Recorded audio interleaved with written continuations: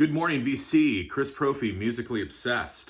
Hope everyone's doing okay today. I figured I'd get this video out real quick before I start my workday. I'm at home still, so still working hard, but definitely a different setting, if you will. All right, so I'm going to do a thread today, and before I always start these threads, I always say, I don't know if this thread's been done before. I'm not going to pretend to be the originator, but I came up with this idea this morning. And I want you guys to give me 5 of your favorite instrumentals. Yes, music without lyrics. And what I tried to concentrate on is bands that don't normally do instrumentals. I thought that was more interesting. I mean, I could have picked the Miles Davis album and picked like 5 songs off of it because they're all amazing. But Miles is mostly known for instrumentals, as are a lot of jazz musicians. And I guess you could do that as well. You could pick, 5 of your favorite jazz instrumentals. Nothing saying that you can't do that. I figured I would concentrate, though, on bands that aren't usually known for their instrumentals. So let's get into this. The first one. This has got to be one of my all-time favorite albums and instrumentals. Off of Pink Floyd Relics is the song Interstellar Overdrive, which from the first time I heard it to even when I listen to it, now, it still blows me away. It's over 9 minutes of just early Pink Floyd fury. The main riff is killer. There's a spacey, mind-bending midsection. It breaks down to almost nothing. And then it builds up again and that main riff comes in at the end. It's just an amazing instrumental, and every time I listen to it I hear something different, so this had to be on the list. Pink Floyd Interstellar Overdrive, just amazing. The next one off the Black Flag album Slip It In is the song Obliteration. Wow, this instrumental, it's around 6 minutes long. It's got this meandering, heavy guitar riff. It opens up with this cymbal crash, which is it's a cool sound. And then, like I said, it breaks into this meandering guitar lick. And then Greg Ginn is doing some of his most crazy solos. And if you've never listened to Greg Ginn, the guitarist, he's just all over the place, and it almost sounds like he doesn't know what he's playing. He's just playing random stuff.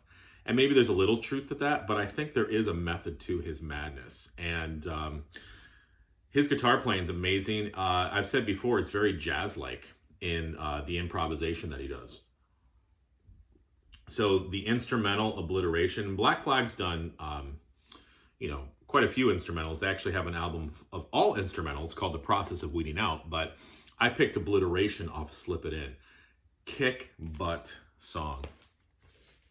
Next, the song that opens up Killers, a short instrumental called the Ides of March. It's only around 1 minute and 45 seconds, but it's amazing. I've always liked the song. It starts off with some rolling drums, and then it breaks into this like majestic guitar vibe. And then there's amazing solo work underneath. And then underneath that is like some military drums. So there's a lot going on in that 1 minute and 45 seconds, but it's a great way to open the album Killers. It gets your mind ready for what you're going to hear in the rest of the album. I've always loved the Ides of March. Maiden. Great instrumentals when they do them. There's not a lot of them, but definitely love Ides of March. Now, something completely different. This is Janice Ian's album called Billy's Bones. And if you don't know who Janice Ian is, she is a folk artist. She started in the 60s, and she's still recording today. She is amazing. She's best known for her song Society's Child and At 17, but she's got so much work beyond those songs. This is an album that came out in 2003. This is a beautiful album. If you like folk singer-songwriter stuff, you got to check out Billy's Bones. The song in here that I'm talking about, though, that is the instrumental, is a song called Marching on Glasgow.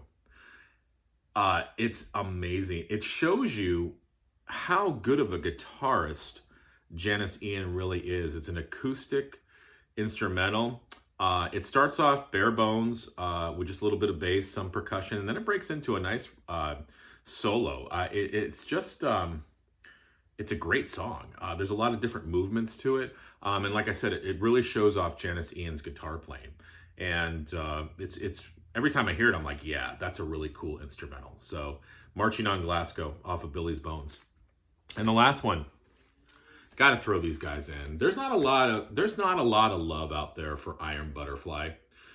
I happen to love Iron Butterfly. This is their first album, and the last track is the Iron Butterfly theme. It's around a little over 4 minutes long. It is an amazing song.